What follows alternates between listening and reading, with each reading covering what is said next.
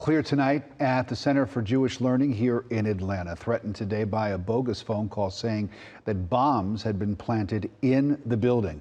This threat was not credible, and it's just one of many across the state that have been investigated since March of this year.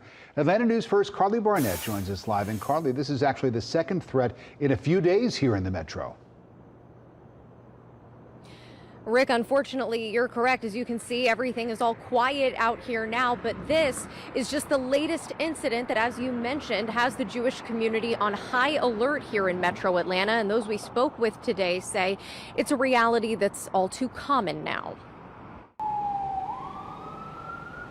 Part of Spring Street in Midtown was shut down Wednesday as Atlanta police investigated a bomb threat. It was at the building housing the Jewish Federation of Greater Atlanta and the Bremen Jewish History Museum. We were told that there were bombs in the building and that they would detonate within 20 minutes and we needed to vacate. Eric Robbins, CEO of the Jewish Federation, says Atlanta police informed them of the threat.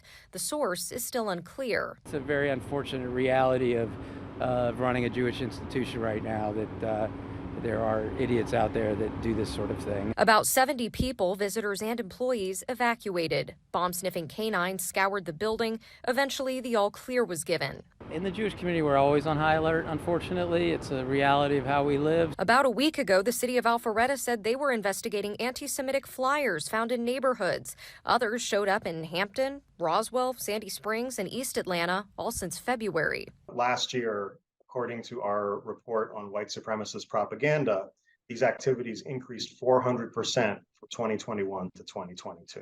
Eitan Davidson is with the Anti-Defamation League.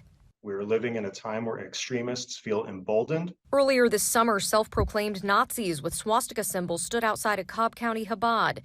He says it's troubling, but sadly not surprising based on recent data. Last year, in the Southeast region, anti-Semitic incidents increased 120% from 2021 to 2022.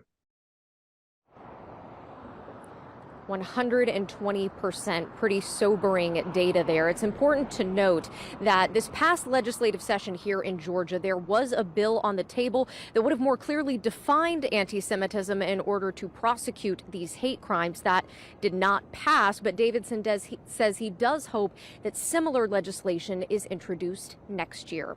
Live in Midtown, Carly Barnett, Atlanta News First. Let's switch.